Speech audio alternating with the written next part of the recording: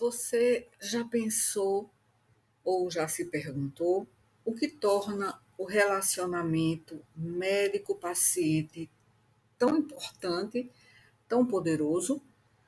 Já pensou no que poderia fazer para fortalecer ou para evitar que esse relacionamento se desintegre?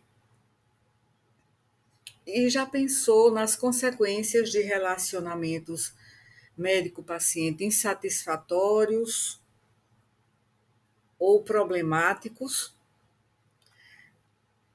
A relação médico-paciente envolve dois aspectos que andam juntos na realidade: vulnerabilidade e confiança por parte do paciente em relação ao seu médico. Então, essa é uma das experiências mais comoventes e significativas compartilhadas pelos seres humanos. No entanto, essa relação e os encontros que delas fluem nem sempre são perfeitos. Então, quando eu falei comovente, uma das relações mais comoventes, porque é um vínculo entre uma pessoa que domina a competência técnica e as habilidades para ajudar, para aliviar o sofrimento, para acolher aquela outra pessoa que está em situação de vulnerabilidade e que confia a sua saúde e a sua vida ao, ao médico, a esse profissional de saúde. Eu usei a palavra vínculo porque vínculo remete a uma conexão profunda e significativa entre pessoas. E que envolve compromisso, envolve confiança, envolve confidencialidade e envolve reciprocidade. Então, mais do que uma ligação simples, o vínculo implica em uma relação de reciprocidade que agrega valor e intensidade ao que se compartilha ou ao que se vivencia.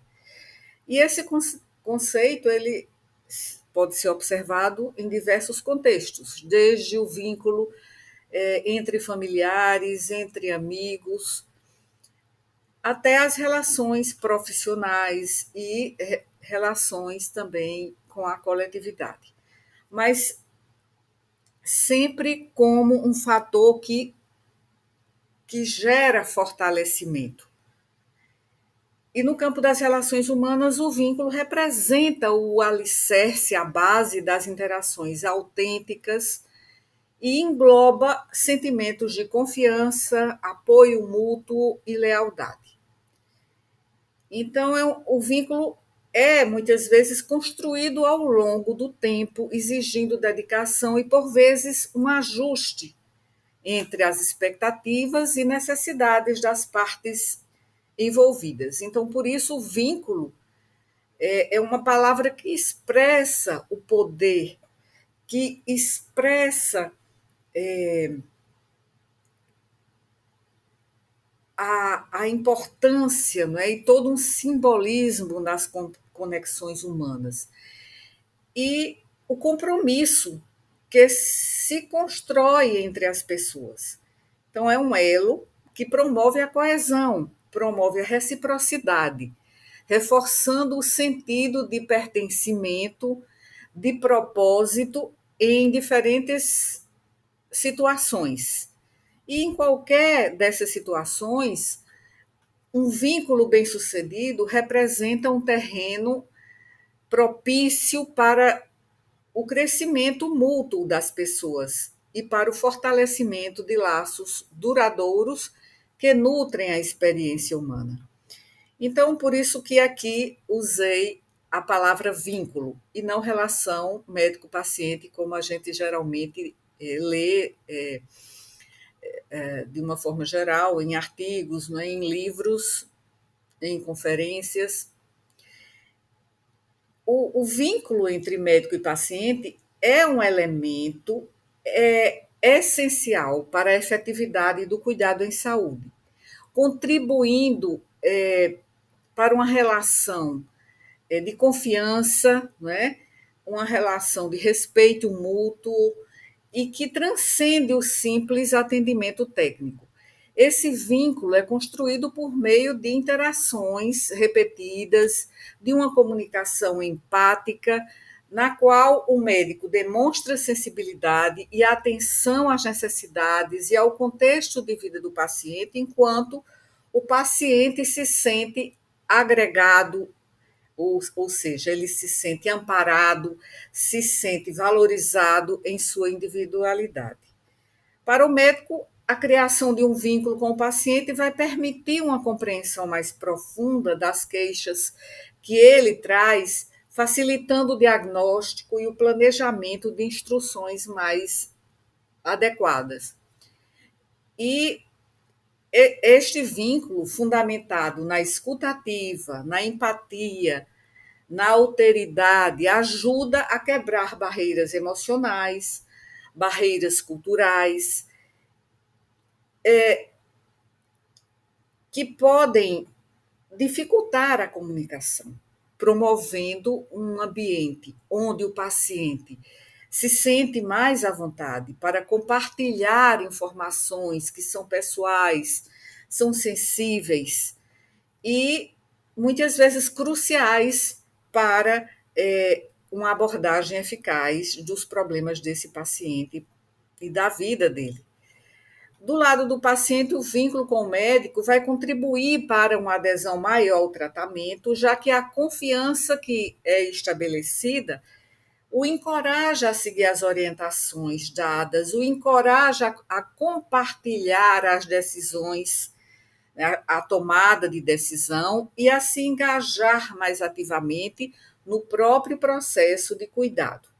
Então, pacientes que desenvolvem um vínculo sólido com o seu médico tendem a ter mais segurança, tendem a esclarecer suas dúvidas, tendem a discutir preocupações e a expressar essas preocupações, o que vai fortalecer o papel dele como participante ativo da tomada de decisão e no próprio autocuidado. Claro que é preciso salientar que a criação e a preservação desse vínculo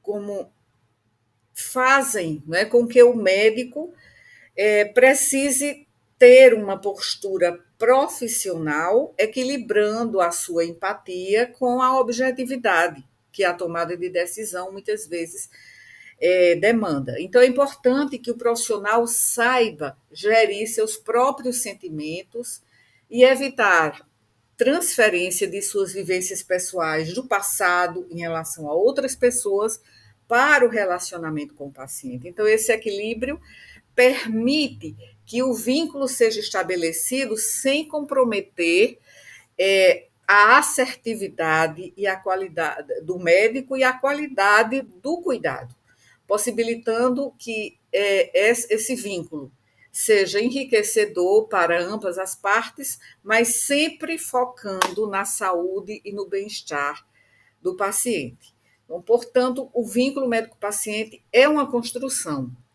é complexa, mas é essencial e requer habilidades de comunicação, de empatia e de profissionalismo. Então, esse vínculo é um fator que vai influenciar não apenas a experiência do paciente, mas também a evolução clínica dele, e assim se torna um componente fundamental para a humanização do atendimento e também para os desfechos clínicos. Seguindo aqui, deixe-me passar. Sim. Então, aqui a gente vai colocar alguns aspectos em relação ao vínculo médico-paciente, que eu coloco aqui nessa ilustração, nesse diagrama, e começando pelo conceito. Então, o conceito da relação médico-paciente é definido geralmente como um relacionamento consensual, no qual o paciente busca conscientemente a atenção, a assistência do médico, o cuidado em saúde, e no qual o médico aceita também conscientemente a pessoa como paciente. E, em sua essência, quando a gente fala assim, parece um contrato, né? Mas, em sua essência, o relacionamento médico-paciente representa um relacionamento fiduciário, no qual, ao entrar nessa relação, o médico concorda em respeitar a autonomia do paciente, a manter a confidencialidade, a explicar as opções, né, diagnósticas e terapêuticas, a obter o consentimento informado, a fornecer o mais alto padrão de cuidado e se comprometer a não abandoná-lo, sem dar a ele ou a ela tempo adequado para encontrar um novo médico. Então, no contexto dessa relação médico-paciente, esse termo fiduciário se refere à confiança, por um lado, e à responsabilidade especial, por outro, né, que o médico assume na relação com o paciente. Então, só para a gente lembrar, né, a palavra fiduciário remete geralmente a contratos, né, contratos de compra e venda, contratos desse âmbito. Mas fiduciário vem do latim fiducia, que significa confiança ou lealdade, e indica uma relação em que uma das partes, o médico, tem o dever de agir no melhor interesse da outra parte, que é o paciente. Então, esse dever vai além de um contrato formal, porque é uma obrigação ética de respeito, transparência e proteção dos interesses do paciente.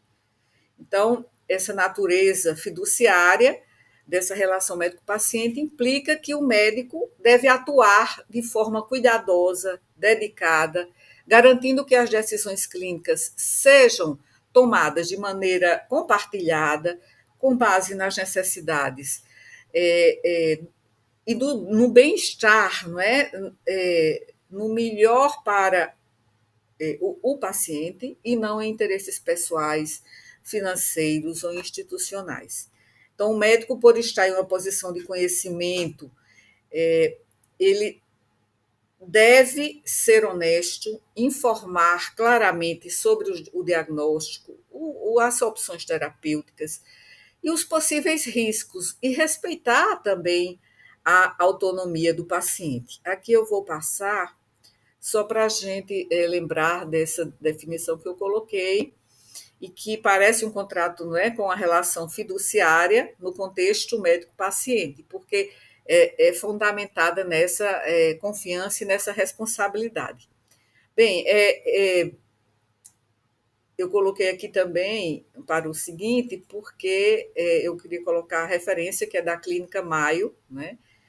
É uma clínica americana que é muito reconhecida, né, mundialmente, né, por sua excelência no cuidado ao paciente e também na preparação, né, de jovens médicos no seu itinerário, né, formativo.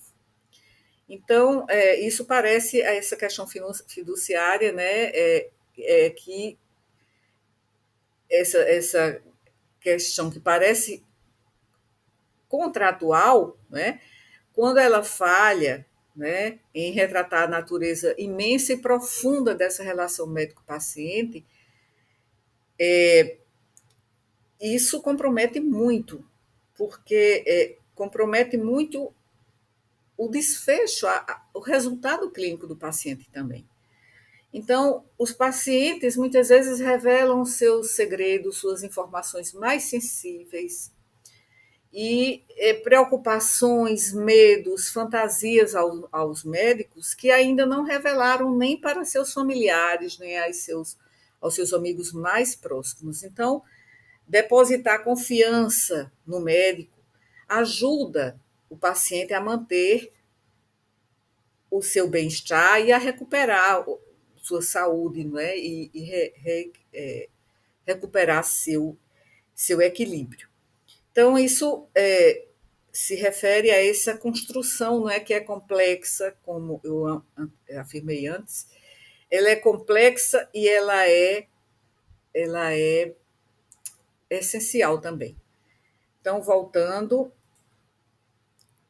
aqui, voltando para o anterior, então eu estava aqui nessa sistemática que eu coloquei aqui para seguir. Também eu ia falar a importância, eu acho que o que eu já mencionei já ressalta a importância dessa relação, né?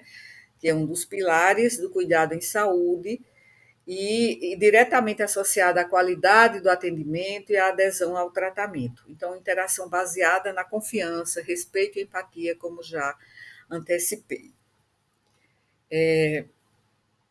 Muito bem. Então, essa importância faz com que os pacientes que confiam nos seus médicos tenham a maior probabilidade, não é, de aderir ao tratamento e também se manterem comprometidos com o seu tratamento. Outro fator, não é, desse vínculo é a comunicação clara e empática e a escuta ativa. Já tinha inserido aqui no canal um vídeo sobre a comunicação eficaz e a escuta ativa. Né? Foi o último vídeo que anexei aqui entre os vídeos aqui do meu canal, desse nosso canal, não é meu, é nosso. Então, eu coloquei essa questão da comunicação, né? Que vai além de fornecer informações, porque envolve ouvir ativamente, adaptar a linguagem às necessidades do paciente. Então, a comunicação clara que promova o entendimento do diagnóstico, do tratamento, além de fortalecer a confiança. Então, uma falta de clareza pode gerar mal entendidos e comprometer o sucesso do tratamento. Então, essa comunicação muitas vezes sofre, né, na sua efetivação, porque o crescente uso de tecnologias como telemedicina e aplicativos de mensagem, por um lado, pode facilitar essa interação, mas oferece também um risco, né, um risco de aqui eu acabei passando assim, um risco, né, também de mal entendidos, né? Então é importante que muitos aspectos da atualidade, principalmente a tecnologia, não interfira também nessa relação, não é, que é tão sensível. A confiança e a empatia também, né? Porque, como já antecipei, a confiança é essencial para que os pacientes se sintam seguros. E a empatia, quando o médico demonstra empatia, ele acolhe o paciente de maneira mais humana, e isso facilita, né? Pode ajudar em diagnósticos mais precisos, no bem-estar emocional do paciente, né? Então, é extremamente importante. Agora, desafios. Quais são os desafios? Confiança e confidencialidade. Eu não falei daqui da confiança e confidencialidade, né? A confiança e a confiança, acabei mencionando, mas não coloquei aqui, a questão da confiança e da confidencialidade, né? Porque a confidencialidade é, por sua vez, um aspecto ético, como já falei, um aspecto ético dos mais importantes nessa relação. Bem, então, os desafios. A relação médico-paciente enfrenta diversos desafios que influenciam a qualidade e a eficácia do atendimento, do cuidado em saúde. Então, esses desafios são de ordem comunicacional, cultural, de ordem emocional, estrutural, e exige que o médico desenvolva habilidades específicas para construir um vínculo forte e prestar um cuidado adequado. Então, por exemplo, coloquei aqui alguns fatores, né, mas a barreira, está havendo a barreira da comunicação é um aspecto muito importante, já falei de comunicação rapidamente no vídeo anterior. Vou deixar o link aqui para quem interesse tiver, né, assistir a esse aspecto falando da escuta ativa. Então, a comunicação eficaz é essencial para a construção da confiança. Então, fatores como o uso do jargão técnico médico, a, a, uma linguagem não acessível, a falta de clareza nas explicações, a limitação do tempo, né, nas consultas, podem dificultar essa comunicação.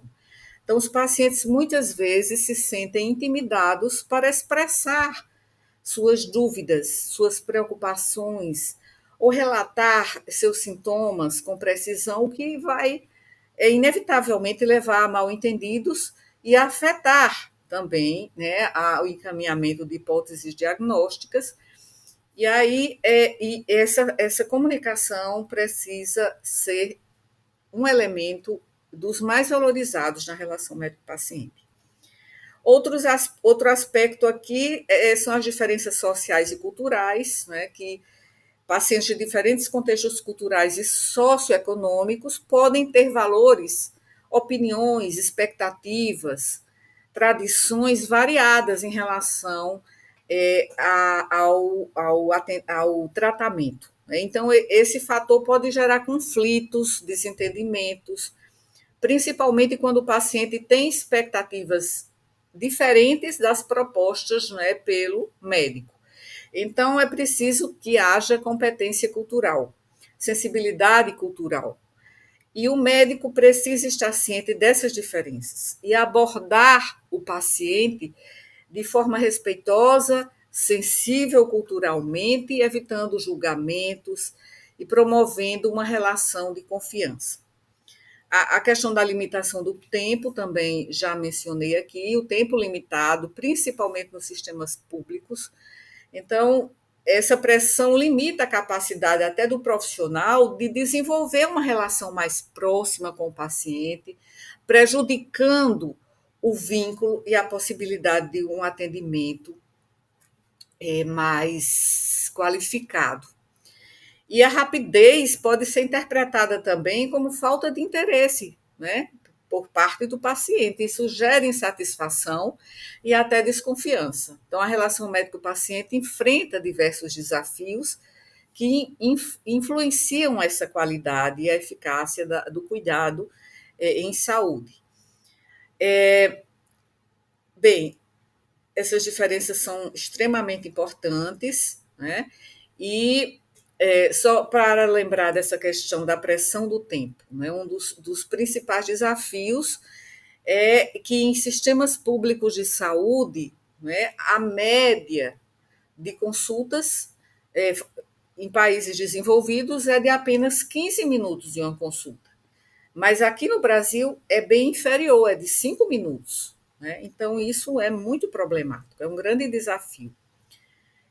Eu coloquei aqui também barreiras de comunicação, não coloquei aqui por falta de espaço, mas tem também um aspecto muito importante, que são expectativas irrealistas, não realistas e desconfiança. Então, com o fácil acesso a informações sobre saúde na internet, atualmente, alguns pacientes chegam já ao ambulatório com expectativas altas ou ideias preconcebidas sobre o seu estado de saúde e possíveis tratamentos. É o Dr. Google. Que muitas vezes essa busca é positiva, mas muitas vezes informações que não são fidedignas podem confundir o paciente. Então, essas ocorrências podem gerar conflitos, porque o paciente pode questionar o diagnóstico ou a conduta proposta, o que é legítimo, o que é bom, mas muitas vezes esse questionamento pode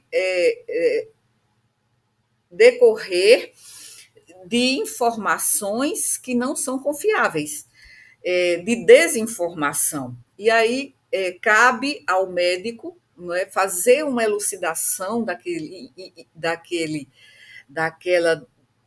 daquela desinformação e também indicar boas fontes na internet para que o paciente possa se informar melhor. Então, o médico precisa lidar com essas situações com paciência, oferecendo informações fundamentadas, né, e explicando também os limites, né, da própria medicina. Quando eu falei de aspectos emocionais e psicológicos, falei aqui também, isso tem relação com a transferência e com a contratransferência, né? Então, essa questão é muito importante e foi muito estudada, né, pela psicanálise. Então, o que é que acontece muitas vezes em relação a esse mecanismo, né? Esse mecanismo de transferência e contratransferência é bastante estudado, né, em disciplinas paralelas à nossa, que são vistas no quarto período, né, que é da relação médico-paciente, né, no eixo humanístico, né, que ele é um eixo horizontal, perpassa todo o curso.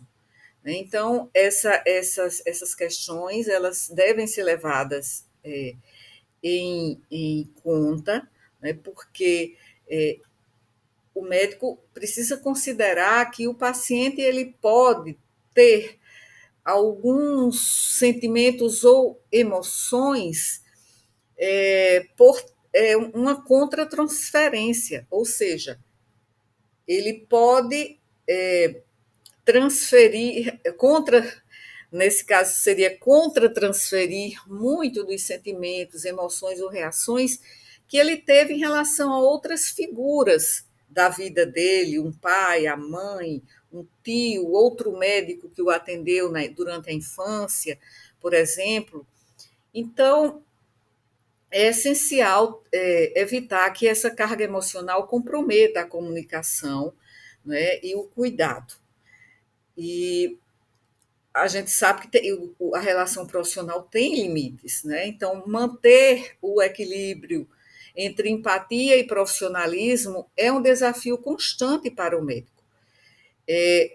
A relação médico-paciente exige esse envolvimento humano e empático, mas também é necessário que o profissional mantenha o profissionalismo, né? Desculpe a redundância, para garantir a qualidade desse atendimento e evitar desgastes emocionais. Então, seria o profissionalismo, né? Então, esses aspectos são muito importantes. E eu falei da contratransferência, né? Porque antes falei em transferência, mas no início aqui deste vídeo. Mas a transferência ocorre quando o paciente, de maneira muitas vezes inconsciente, eu acabei confundindo. Então, eu quero aqui fazer uma correção. A transferência, quando o paciente, de maneira muitas vezes inconsciente, revive na relação com o médico os padrões de suas experiências passadas, principalmente quando ele era criança, né? E às vezes situações vivenciadas naquela época, elas voltam nesse momento. O que pode incluir também atitudes positivas, como confiança, afeto, mas também negativas, como raiva e hostilidade. E aqui agora eu faço aqui a correção, que eu falei contra a transferência, como se fosse o fluxo de emoções e de reações em relação, do paciente em relação ao médico, mas é o contrário. Transferência é do paciente em relação ao médico e contratransferência é do médico em relação ao paciente. Então, é esse processo inverso. O médico também, de forma inconsciente, né, isso é psicanalítico, é psicodinâmico, projeta no paciente conteúdos emocionais e padrões de relações passadas. Então, é fundamental que o profissional se mantenha atento a essas dinâmicas transferenciais, lidando com elas de uma maneira racional e, na medida do possível, objetiva, para que não interfiram nessa qualidade do atendimento. Outro desafio é, muitas vezes, a triangulação médico-paciente e família. Então, esse é um aspecto essencial das relações de cuidado em saúde. A família integra o contexto de adoecimento do paciente e pode tanto facilitar quanto dificultar a relação entre médico e paciente. Muitas vezes, a doença gera uma crise que desestabiliza o equilíbrio e o funcionamento, a funcionalidade familiar habitual, porque a família é um sistema. Então, isso pode levar os familiares a desenvolver mecanismos de defesa para tentar restaurar essa estabilidade perdida.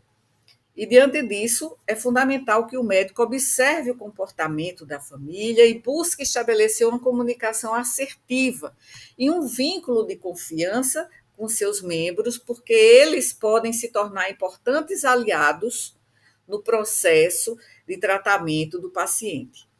Então, algumas atitudes que o profissional pode adotar para fortalecer essa parceria são, por exemplo, demonstrar empatia e humanização no cuidado, estar disponível para dúvidas, para elucidar dúvidas, oferecer informações e apoio emocional e entender que o paciente e seus familiares podem precisar de tempo para se adaptarem a novos hábitos de vida relacionados à doença. E utilizar uma linguagem clara e acessível, né? Respeitar a privacidade do paciente, compartilhando com os familiares apenas informações necessárias. E sempre lembrar de que o seu interlocutor, você está dando toda a atenção ao paciente. Ele é que vai informar o que sente, o que tem passado, o que tem sofrido. O paciente é que ao qual devemos nos reportar. Bem, eu ia falar da telemedicina, mas acho que já mencionei. E aqui os benefícios, né? Então, os benefícios, eu acho que ao longo desse vídeo já fui elencando vários deles, né? Como a adesão ao tratamento, a melhora nos resultados clínicos, a redução do estresse, não só para o paciente, mas para o médico também. Então, o paciente se sente mais valorizado, mais compreendido, enquanto o médico obtém informações mais circunstanciadas, né? Mais decisivas, para poder oferecer um cuidado, não é, mais qualificado. É importante que aqui eu não falei, para não tornar o vídeo mais longo ainda, nos modelos da relação médico-paciente, né? Então, há vários modelos de relação médico-paciente, e esses modelos eles foram evoluindo ao longo do tempo, né? Do modelo ativo-passivo, para o modelo de cooperação, o modelo de participação mútua. Então, são vários tipos de relação médico-paciente. Então, fortalecimento. Agora, para finalizar, não é? Fortalecimento se refere à relação médico-paciente como vínculo, né? Então, ter um bom relacionamento com o paciente oferece muitos benefícios, né? As relações se estabelecem como uma base para uma comunicação eficaz e também garantir esse fluxo de informações mais fácil, né? E abre um canal bidirecional de comunicação. E isso faz com que isso promova os elementos essenciais de uma relação médico-paciente, que é a confiança, a comunicação, a competência, o conhecimento do paciente, E quando um médico conhece o paciente e toda a sua história de vida, né, ele pode oferecer recomendações de saúde mais individualizadas para aquela pessoa, né? Por isso, o, o cuidado, né, centrado na pessoa, e construir uma relação mais sólida, né, que é essa via de mão dupla, né, requer fé na competência do médico e confiança do médico nas crenças, o acolhimento pelo médico das crenças do paciente. Então, eu falei do cuidado centrado no paciente, né, na pessoa, né? Então, a gente sabe que o relacionamento médico-paciente é crucial. E para entender o sofrimento do paciente, o médico precisa demonstrar, né, que tem interesse, né, nele como pessoa e precisa ter uma atenção plena, né, à sua narrativa. Então, isso também vai perpassar a tomada de decisão, porque quando há confiança mútua, isso passa também pela tomada de decisão compartilhada. Então, o médico deve fornecer recomendações e a oportunidade de deixar o paciente escolher, depois de informado, a opção de tratamento mais relevante. Então, são esses aspectos aqui, não é, que tornam a relação forte: confiança, comunicação clara, empatia, autonomia e confidencialidade, né, e conhecimento também. Então, esses aspectos são muito importantes e nunca devem ser negligenciados. Então, poderíamos resumir da seguinte forma: confiança, conhecimento, consideração, competência, lealdade, não é, que são elementos que vão formar o relacionamento médico-paciente. E o conhecimento aqui se refere ao conhecimento do médico sobre o paciente, bem como o conhecimento do paciente sobre o médico. Então, a confiança envolve essa fé do paciente na competência e no cuidado do médico. E também a confiança do médico no paciente e suas crenças, né, na sua narrativa, né, a credibilidade que ele imprime, né, a escuta ativa que ele tem e demonstra essa credibilidade na sua comunicação, tanto verbal quanto não verbal.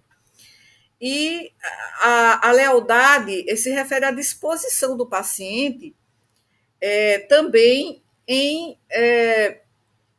desculpar seu médico por qualquer inconveniência ou erro, e o compromisso do médico em não abandonar o paciente. É disso que se trata quando falamos de lealdade. Então, consideração, também que eu coloquei, consideração implica que os pacientes sintam que o médico